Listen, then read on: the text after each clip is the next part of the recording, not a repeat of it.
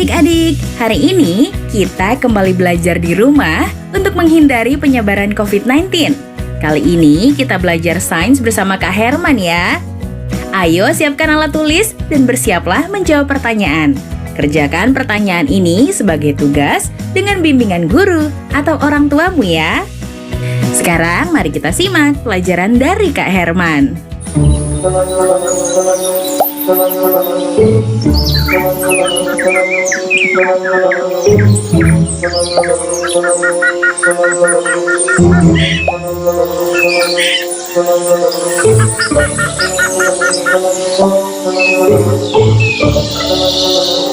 Halo Sobat X Science, jumpa lagi dalam program kesayangan kita semua, X Science, Eksplorasi Sains.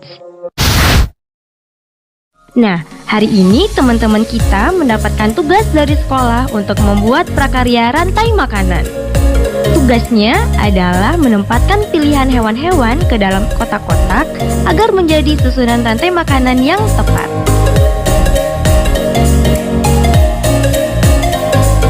Sobat X Science, tahu tidak komponen apa aja sih yang terdapat dalam rantai makanan?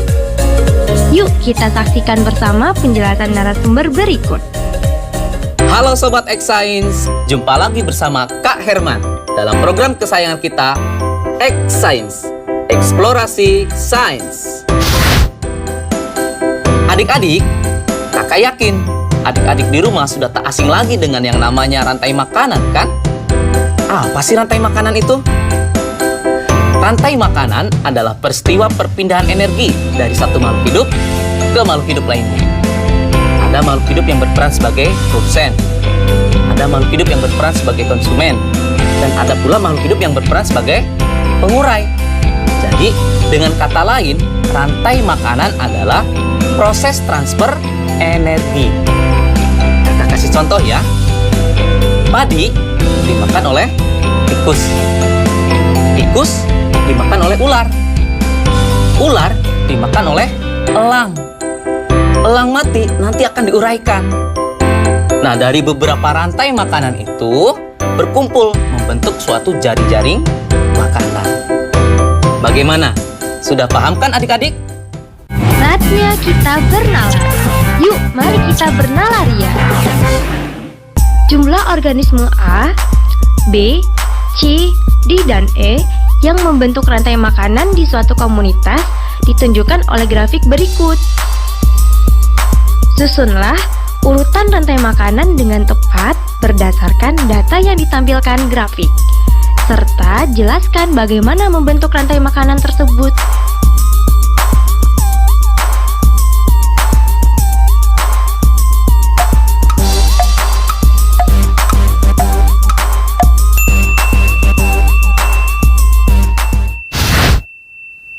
Sobat X Science, bagaimana? Bisakah kalian menjawabnya? Mari kita coba untuk menjawab pertanyaan tadi ya. Dalam keadaan seimbang, jumlah produsen tentunya harus paling banyak dibandingkan dengan yang lainnya. Kemudian diikuti oleh konsumen tingkat 1, konsumen tingkat 2, konsumen tingkat 3, dan seterusnya. Sehingga untuk menjawab pertanyaan tadi, urutan yang tepat untuk membentuk suatu rantai makanan adalah B, A, D, E, kemudian C. Jadi adik-adik sudah mengerti kan dengan apa yang namanya rantai makanan? Mari kita ulang kembali. Apa sih rantai makanan itu? Rantai makanan adalah peristiwa transfer energi dari satu makhluk hidup ke makhluk hidup lainnya dengan urutan tertentu. Dalam rantai makanan, ada makhluk hidup yang berperan sebagai produsen, ada pula yang berperan sebagai konsumen, dan ada yang berperan sebagai pengurai. Dengan demikian, rantai makanan sangat berpengaruh terhadap tatanan susunan makhluk hidup dalam suatu ekosistem. Nah, adik-adik, sekarang waktunya mencatat pertanyaan. Pertanyaannya adalah, apa pengaruh rantai makanan terhadap tatanan susunan makhluk hidup dalam suatu ekosistem? Dicatat ya. Apa pengaruh rantai makanan terhadap tatanan susunan makhluk hidup dalam suatu ekosistem? Jawablah pertanyaan ini sebagai tugas dan kerjakan dengan bimbingan guru atau orang tuamu.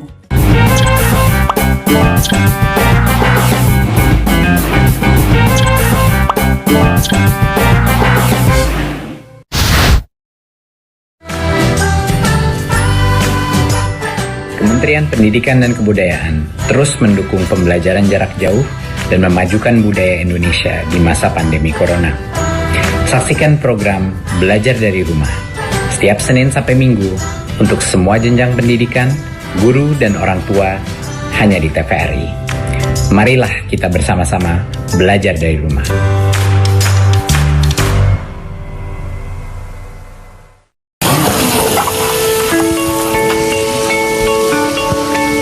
Perilaku hidup bersih dan sehat merupakan cara paling efektif untuk mencegah penularan virus corona. 1. Mari mencuci tangan menggunakan sabun selama 60 detik dengan air mengalir. 2. Tingkatkan daya tahan tubuh dengan istirahat cukup dan rajin berolahraga. 3. Konsumsi makanan bergizi seimbang yang dimasak sempurna dan minum air putih 8 gelas per hari. 4. Gunakanlah masker atau tutup mulut dengan lengan jika batuk atau bersin. 5. Jika ada gejala seperti demam dan sesak napas, segera kunjungi pelayanan kesehatan terdekat. Jadi, tetap tenang dan selalu waspada. Mari kita maksimalkan upaya pencegahan virus corona dengan menerapkan perilaku hidup bersih dan sehat.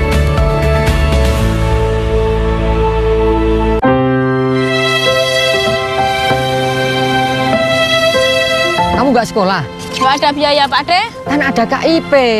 Saya itu masih bingung bagaimana cara mengurusnya. Kamu tinggal datang ke sekolah sama anakmu. Nanti akan diurus oleh sekolah. Punya anakku aja udah cair kok. Terima kasih, Pak De.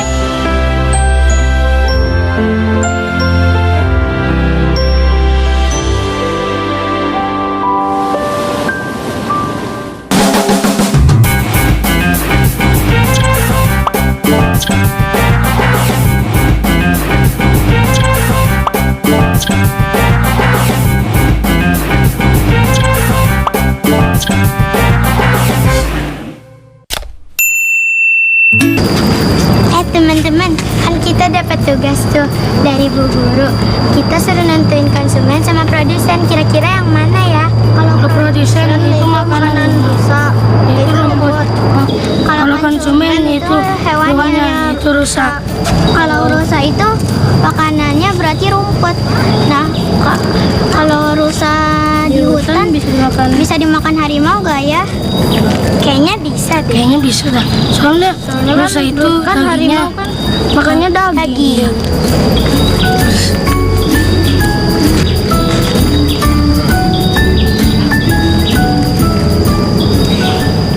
Halo Sobat X Science, kembali bersama Kak Herman dalam program kesayangan kita, X Science, Eksplorasi Sains.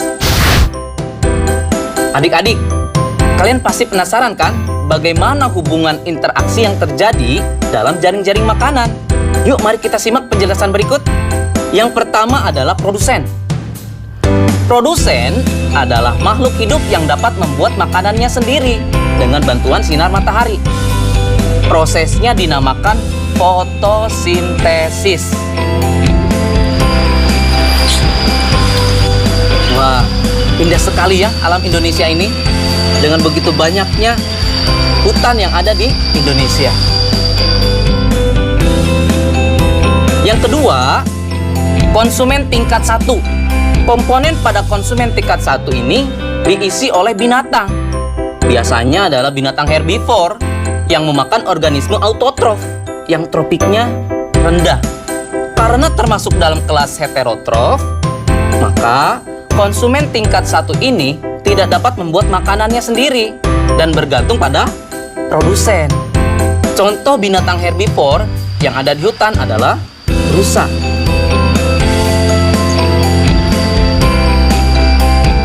Yang ketiga, konsumen tingkat 2 atau tingkat berikutnya. yaitu adalah organisme yang menduduki tingkat tropik ketiga, disebut sebagai konsumen sekunder. Diduduki oleh hewan pemakan daging atau karnivora. Contoh dari organisme ini adalah serigala, harimau, ular, elang, dan masih banyak lagi.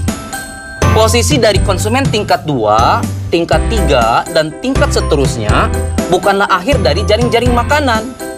Sebab ketika nanti mati, tubuhnya akan diuraikan menjadi mikroorganisme yang akhirnya akan diserap oleh tanah. Yang terakhir, yaitu pengurai. Organisme ini bertugas menguraikan tubuh hewan yang sudah mati menjadi zat yang dibutuhkan oleh tanah. Fungsi dari komponen ini sangat berharga bagi kesuburan tanah. Proses rantai makanan akan berulang, di mana unsur yang telah diuraikan tersebut akan dimanfaatkan oleh tumbuhan untuk membuat makanan melalui proses fotosintesis.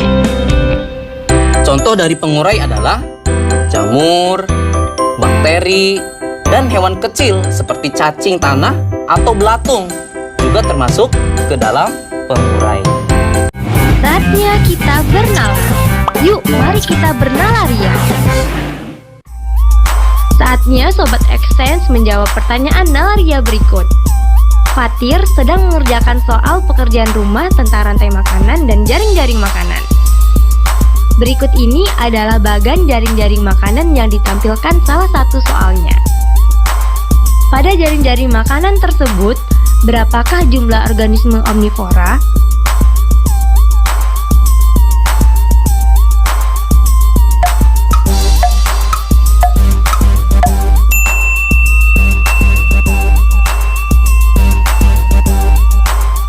Mari kita simak penjelasannya.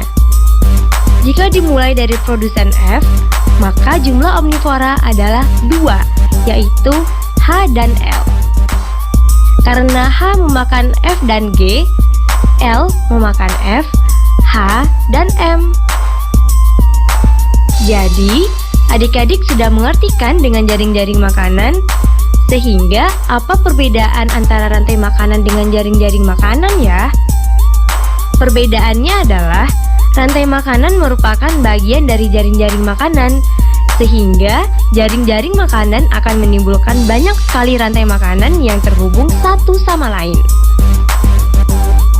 Jika skemanya digambar, jaring-jaring makanan akan berbentuk seperti jaring laba-laba. Nah, adik-adik, sekarang waktunya menjawab pertanyaan. Pertanyaannya adalah, apa perbedaan antara rantai makanan dengan jaring-jaring makanan? Dicatat ya. Apa perbedaan antara rantai makanan dengan jaring-jaring makanan? Jawablah pertanyaan ini sebagai tugas dan kerjakan dengan bimbingan guru atau orang tuamu.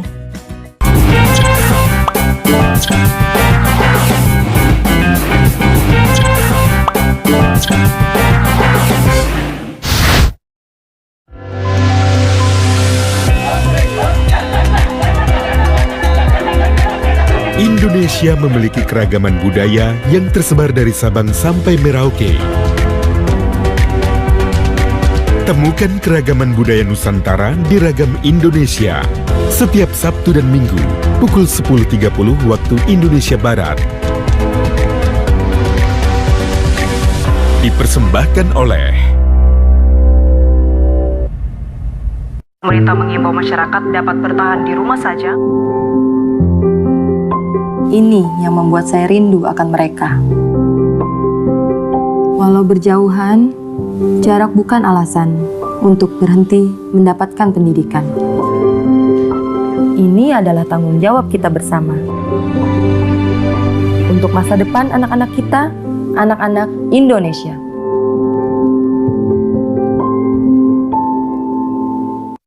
Belajar dari rumah sangat menyenangkan. Iya ya, asik banget. Belajar dari Rumah, sebuah program yang memperluas akses belajar melalui televisi dan untuk seluruh jenjang pendidikan, mulai PAUD hingga pendidikan menengah. Ada pula siaran kebudayaan untuk semua dan pengasuhan anak bagi orang tua dan guru. Saksikan Belajar dari Rumah hanya di TVRI, Senin sampai dengan Jumat, mulai 13 April 2020, mulai pukul 8 waktu Indonesia Barat. Tonton sajian program pembelajaran dan kebudayaan yang bermanfaat, seperti pesan Menteri Pendidikan dan Kebudayaan Republik Indonesia, Bapak Nadiem Makarim berikut ini.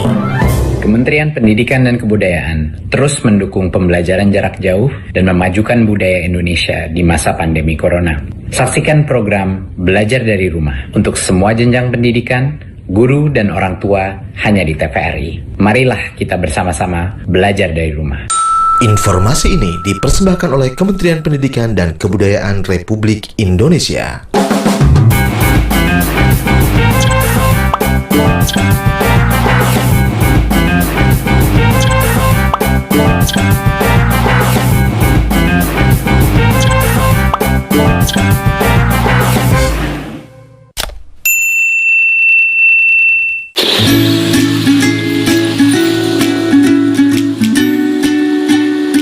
Halo Sobat Extens, kali ini kita akan belajar tentang ekosistem dan mengetahui bagaimana hubungan makhluk hidup di dalam ekosistem.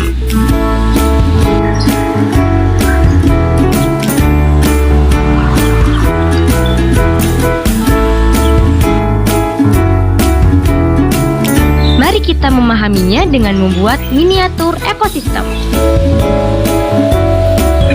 Sebelum kita mulai membuat miniatur ekosistem, tahukah Sobat Extens apa itu ekosistem?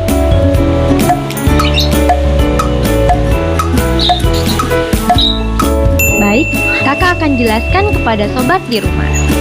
Ekosistem adalah hubungan saling ketergantungan antara makhluk hidup dan lingkungannya.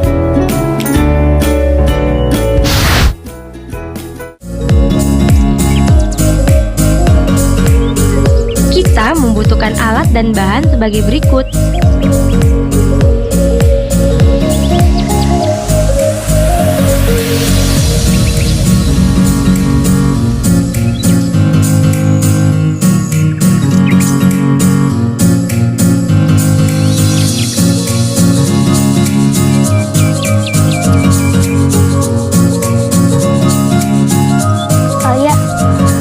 Kita buat miniatur ekosistem hutan. Ayo. Kita ngapain dulu nih? Pertama, kita warnain sungainya dulu. Pertama, tentukan ekosistem yang ingin kita buat. Kemudian, susunlah sekreatif mungkin.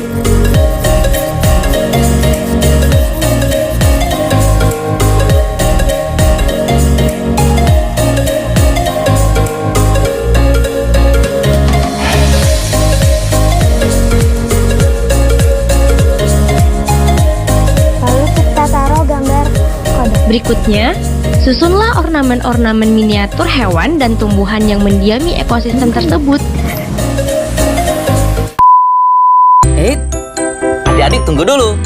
Sebelum kita masuk ke tahapan meletakkan ornamen hewan dan tumbuhannya, adik-adik harus tahu dulu nih, bagaimana hubungan interaksi makhluk hidup dalam suatu habitat yang mendiami suatu ekosistem. Pertama, hubungan mutualisme. Mutualisme adalah bentuk hubungan antar makhluk hidup yang saling menguntungkan satu sama lain. Contohnya adalah bunga dengan kupu-kupu. Mengapa sih bunga dan kupu-kupu disebut saling menguntungkan? Karena kupu-kupu membantu penyerbukan bunga, sedangkan bunga menyediakan nektar dan sari-sari makanan yang dibutuhkan oleh kupu-kupu. Yang kedua, parasitisme. Apa itu parasitisme? Parasitisme adalah bentuk hubungan yang merugikan yang dialami oleh salah satu organisme makhluk hidup, sedangkan yang lainnya diuntungkan. Apa sih contohnya? Contohnya adalah benalu dengan tumbuhan inangnya. Benalu dapat mengganggu keberlangsungan hidup inangnya, bahkan dapat mengakibatkan inangnya tersebut mati. Hal ini disebabkan karena benalu tumbuh dan berkembang dengan mengambil zat-zat makanan yang bersumber pada inangnya. Sehingga tumbuhan inang tersebut akan kekurangan nutrisi pada pertumbuhan. Berikutnya yang ketiga adalah komensalisme. Komensalisme merupakan hubungan antar organisme. Salah satu diuntungkan, namun yang lainnya tidak dirugikan dan tidak pula diuntungkan. Contohnya, ikan ramora kecil yang menempel pada ikan hiu. Bagaimana sih hubungan antara ikan ramora kecil dan ikan hiu? Ikan ramora akan selalu mengikuti dan berlindung di bawah tubuh ikan hiu. Sehingga ia akan mendapatkan keuntungan berupa perlindungan dan makanan yang berasal dari sisa-sisa makanan dari ikan hiu.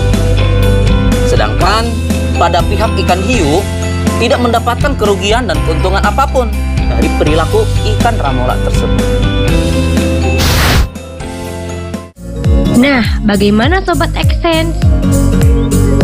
Sudah siap untuk lanjut ke tahap berikutnya? Yuk, mari kita pasang ornamen tumbuhan dan hewannya dengan memperhatikan hubungan interaksi makhluk hidup di dalamnya. Setelah itu kita taruh tanaman seperti ini. Ini kan ada pohon. Hewan yang memakan pohon ini, rumput ini yaitu zebra, kerbau.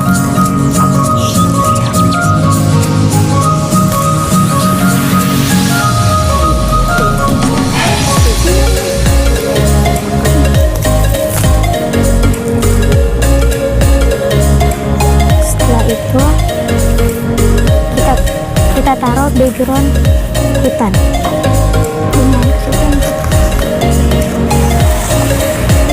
Setelah itu pastikan di sana terjadi hubungan yang setimbang dalam interaksi ekosistem yang kita buat. Dan jangan lupa ditempelkan burung elang.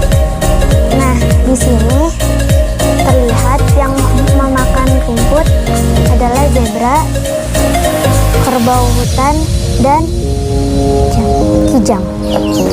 Nah, hewan yang memakan daging di sini ada serigala dan elang. Ada cacing di bawah pohon yang sudah busuk. Dan miniatur ekosistem telah selesai kita buat. Mudah kan membuatnya? Selain membuat belajar menjadi menyenangkan, dengan membuat miniatur ekologi ini dapat meningkatkan kreativitas dan daya imajinasi kita loh sobat. Saatnya kita bernalar. Yuk, mari kita bernalaria. Saatnya Sobat X Science menjawab pertanyaan nalaria berikut. Ilustrasi berikut menunjukkan hubungan antar makhluk hidup di suatu ekosistem. Bacalah dengan teliti ya. Di suatu ekosistem, ada beberapa ekor hewan A yang suka memangsa hewan B. Sementara, hewan D menjadi mangsa hewan C. Daun sawi berlubang-lubang karena dimakan hewan D. Pada saat tertentu, seekor hewan E mengitari tempat tersebut untuk memangsa hewan A. Hewan C juga adalah makanan favorit hewan A. Hewan B menjadi pemakan produsen. Berikut ini yang merupakan bagan jaring-jaring makanan berdasarkan ilustrasi di atas adalah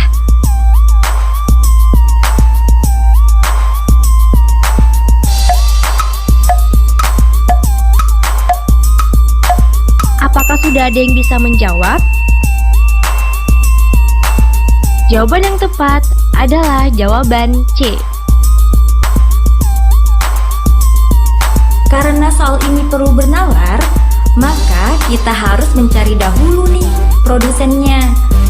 Produsen di soal ini adalah daun sawi. Daun sawi dimakan oleh B dan D, sedangkan D dimakan oleh C. Kemudian pada soal dituliskan C dan B dimakan oleh A. Namun A bukan konsumen tingkat akhir karena A dimakan oleh E. Dari penjelasan tersebut, kita dapat mencocokkan jawaban dengan pilihan yang sesuai, yaitu pilihan C. Dan dapat disimpulkan terbentuklah jaring-jaring makanan dengan dua rantai makanan pada ekosistem tersebut. Gimana, mudah bukan belajar sains?